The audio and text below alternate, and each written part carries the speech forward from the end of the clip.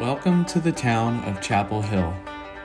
Well known for its southern charm, beautiful scenery, central location, and last but not least, college basketball. One might say it has earned its nickname, the southern part of heaven.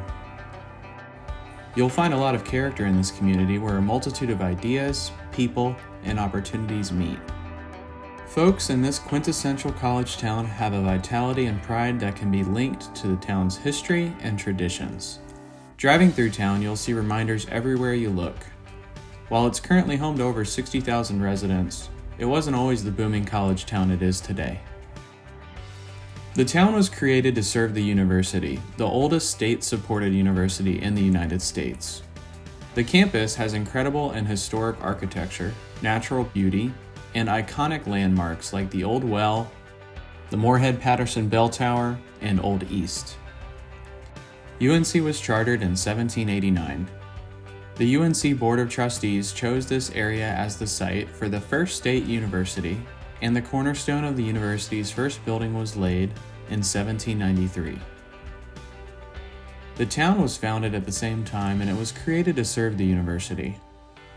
Prior to this, the area was mostly wilderness with a few farms, plantations, and a small chapel at the crossroads of two trading routes, which the town would ultimately be named after.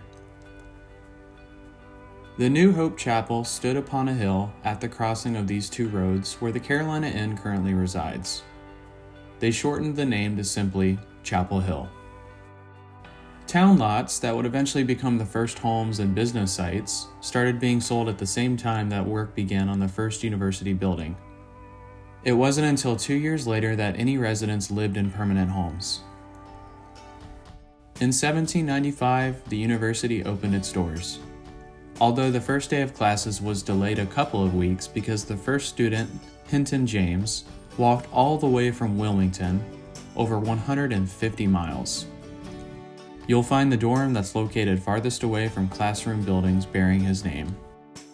He was the lone student for a few weeks, but by the end of the first term, 40 students had joined him. He joined 6 other students to become UNC's first graduating class in 1798. Today, UNC has close to 30,000 enrolled students.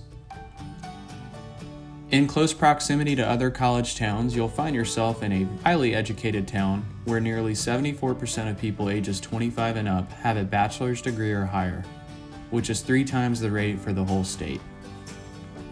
From its humble beginnings, the university and town have grown together. A sketched out map from 1818 shows 4 university buildings, 2 hotels, 3 stores, a blacksmith shop, 13 homes, and a grammar school. In 1819, the NC General Assembly authorized a municipal government for Chapel Hill, and a board of commissioners was elected. During the Civil War, Union troops occupied the town. The university was able to stay open, but the devastation following the war forced the university's leaders to shut it down, as it was ruined financially and lacking student enrollment. Finally, in 1875, Cornelia Phillips Spencer rang the bell signifying the university's reopening. In 1897, the Old Well was completed, and a few decades after, the Carolina Inn opened in 1924. During the 1920s, the university continued to grow substantially, and the town prospered with it. The Great Depression actually had little impact on either. New Deal programs brought paved streets, sewer lines, and new workers into the town. Half of its students were gone during World War II, but it bounced back with returning veterans and the new GI Bill. Probably its biggest growth spurt started at this time, and it was only fueled by the expansion of the medical school.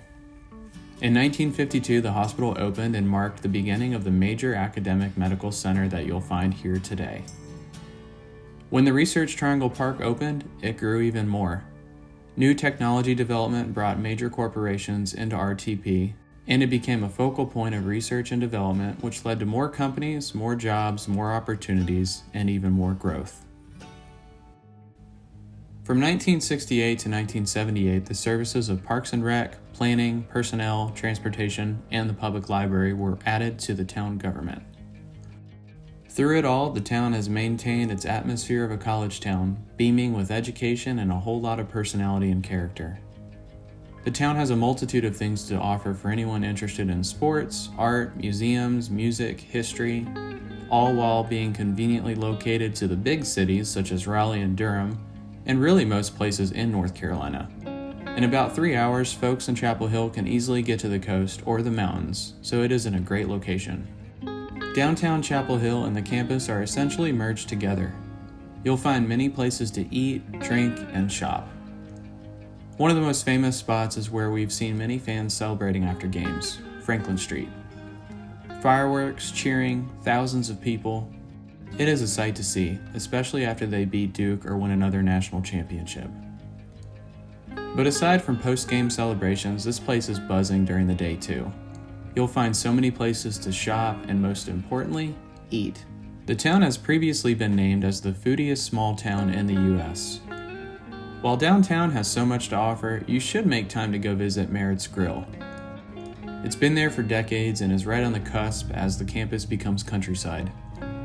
Throughout the town, you'll find countless places to visit and explore, including the Moorhead Planetarium, where early space journeys began, and the Ackland Art Museum, which has the largest collection of Asian art in the Southeast. Down the road, you'll also find the NC Botanical Garden. While Chapel Hill is a town that works hard, everyone here knows how to play hard too. Overall, it's much more than just a college town, and has certainly earned its nickname, the southern part of heaven.